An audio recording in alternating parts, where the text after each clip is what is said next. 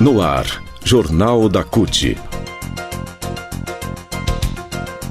Notícias, Giro sindical, direitos, mundo do trabalho, política, economia. saúde. Aqui, a classe trabalhadora tem voz. Olá Brasil, eu sou o André Acarini. Hoje é quarta-feira, 18 de dezembro de 2019. No Jornal da CUT de hoje, o Comitê da ONU conclui que Bolsonaro viola tratado sobre tortura. Nova proposta do governo diminui valor do abono salarial e ainda acidente mata trabalhadores eletricitários na Bahia. Confira agora no Jornal da CUT. Rádio CUT. Aqui, a classe trabalhadora tem voz. Acesse pelo site www.cut.org.br. O Jornal da CUT de hoje começa falando sobre política. O Subcomitê das Nações Unidas para a Prevenção da Tortura condenou, na segunda-feira, dia 16, políticas do governo Bolsonaro sobre o assunto. É a primeira constatação formal por parte de um organismo da ONU da violação de tratados internacionais sobre tortura pelo Brasil na era Bolsonaro.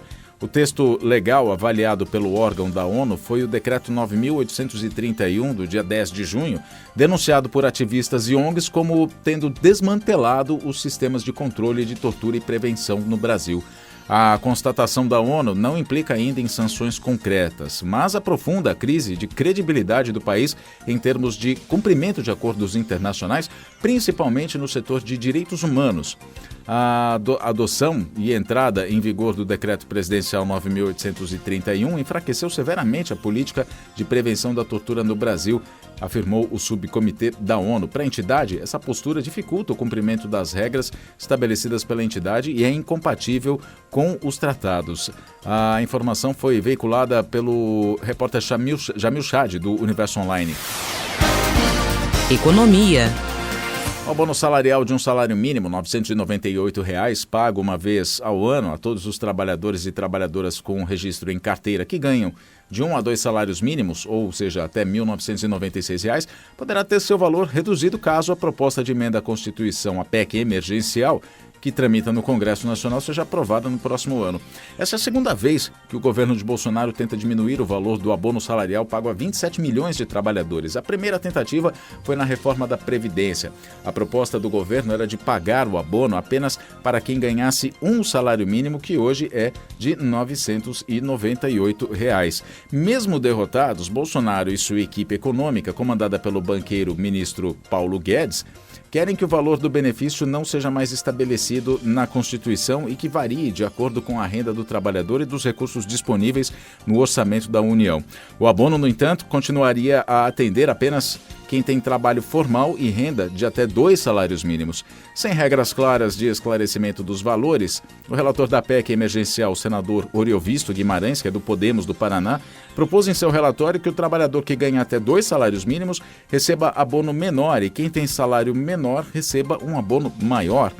Para a técnica da subseção da CUT Nacional do DIESE, do Departamento Intersindical de Estatísticas e Estudos Socioeconômicos, a Adriana Marcolino, o ajuste fiscal proposto pelo governo mais uma vez penaliza os mais pobres e vulneráveis que recebem os menores salários. A Adriana se baseia na pesquisa do DIESE, que mostrou, em junho deste ano, que o valor de uma cesta básica foi de R$ 465,81, comprometendo 50,7%, metade do valor de um salário mínimo.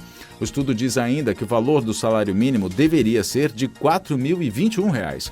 Segundo a Adriana Marcolino, o abono salarial é para proteger essa parcela mais pobre da população num momento de crise econômica, mas o governo Bolsonaro, em vez de proteger os mais pobres, retira deles. Ela diz, é um Robin Hood às avessas.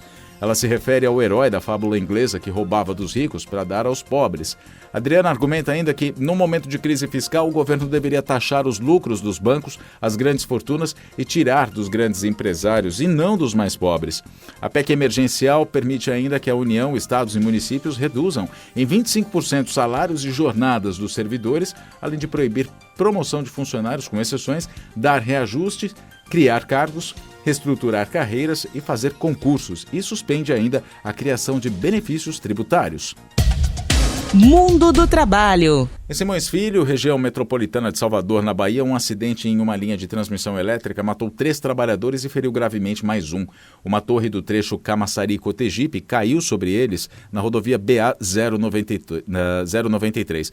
O diretor da Federação Regional dos Urbanitários do Nordeste, Herbert Marinho, lamentou o acidente. A Federação Regional dos Urbanitários do Nordeste, a FRUNE, e os seus sindicatos filiados lamentam o ocorrido desse acidente trágico na Bahia envolvendo trabalhadores terceirizados e até quarteirizados.